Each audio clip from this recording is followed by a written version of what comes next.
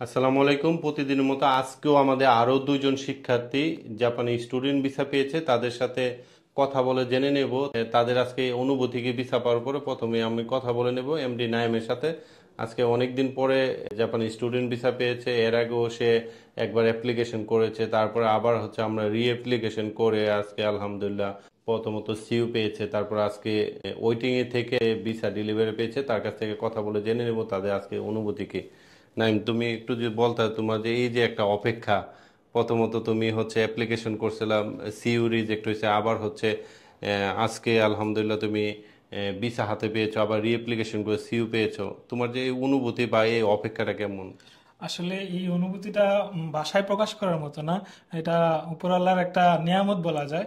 উপরওয়ালার যদি নিয়ামত না থাকতো আসলে আমার এই সফলতা কখনোই সম্ভব ছিল না। আমি 2022 এপ্রিল সেশনে প্রথমে অ্যাপ্লাই করার পরে আমার যখন সিউ রিজেক্ট হয়ে যায় আমি একদম হতাশ হয়ে গেছিলাম। পরে আমি সান জাপানিজ ট্রেনিং সেন্টারের টিমের সাথে কথা বলি এবং হান্নান স্যারের সাথে কথা বলার পরে স্যার আমাকে আশ্বাস দেয়, তুমি ধৈর্য হারাও না, তুমি আমাদের উপর আস্থা রাখো, ভরসা রাখো, আমরা ইনশাল্লাহ তোমাকে রিঅ্যাপ্লাই করে দিব। আমি সান জাপানিজ ট্রেনিং সেন্টারের উপর আস্থা এবং বিশ্বাস রেখেছি।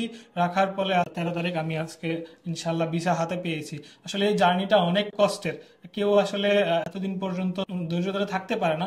আমি বলবো যে সবাইকে যারা ফিউচারে সান জাপানে আসবেন বা জাপানিজ ভাষা শিখার ইচ্ছা আছে বা জাপানে যাওয়ার ইচ্ছা আছে, ওই রকম মনোবল থাকতে হবে যে আমার একবার না পারিলে দেখো শতবার, মানে আমাকে ধৈর্য ধরতে হবে এবং ভবিষ্যতের জন্য যে আমি একবার পারি নাই যে আমি আর কখনোই আমাকে দ্বারা হবে না, কিছুই হবে না, এরকম চিন্তা ভাবনা করলে আসলে কোনো কিছুই সফলতা আসে না। আমাকে ধৈর্য ধরতে হবে এবং ভবিষ্যতের জন্য অপেক্ষা করতে হবে। ইনশাআল্লাহ আল্লাহ কখনো নিরাশ করে না। এবং আমরা যে এজেন্সি থেকে অ্যাপ্লাই করি, সান জাপানিজ ট্রেনিং সেন্টারের মধ্যে অন্যতম, আমি সান জাপানিজ ট্রেনিং সেন্টারের কাছে কৃতজ্ঞ প্রকাশ করি, কারণ তারা আমাকে এতদিন পাশে রেখে সাপোর্ট দিয়েছে এবং তাদের সাপোর্টের কারণে আমি আজকে এতটুকু পর্যন্ত আসতে পেরেছি। এবং সান জাপানিজ ট্রেনিং সেন্টারকে অসংখ্য অসংখ্য ধন্যবাদ এবং সান জাপানিজ টিমকে অসংখ্য ধন্যবাদ এবং সেই সাথে আমার সান জাপানিজ টিমের যে আমাদের প্রধান হান্নান সেন্সেইকে অসংখ্য ধন্যবাদ।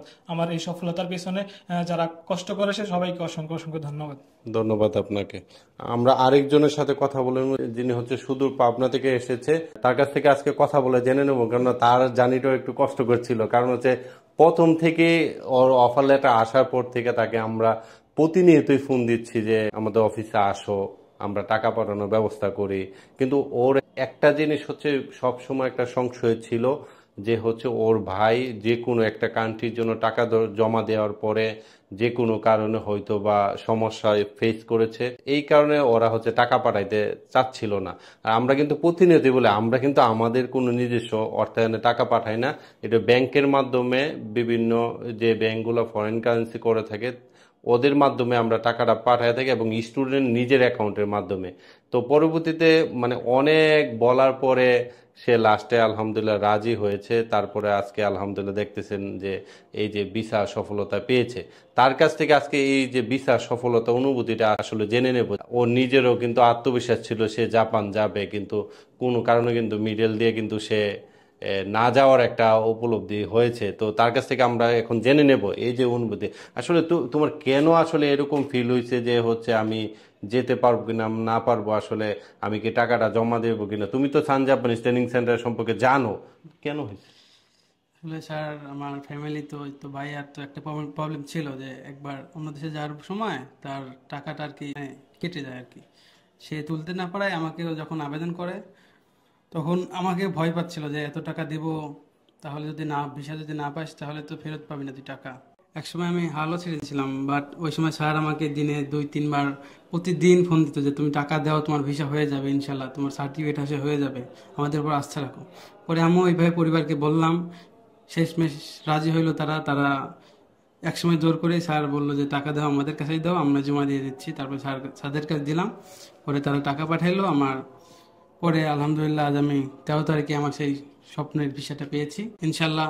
যারা সান জাপানিজ ট্রেনিং সেন্টারে আসতে চান এবং জাপানে যেতে চান তারা অবশ্যই এখানে আসবেন, কারণ এখানে দক্ষ শিক্ষক এবং ফাইল প্রসেসিং এগুলো সত্যি দুর্দান্ত।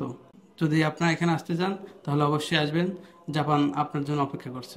ধন্যবাদ আপনাদেরকে।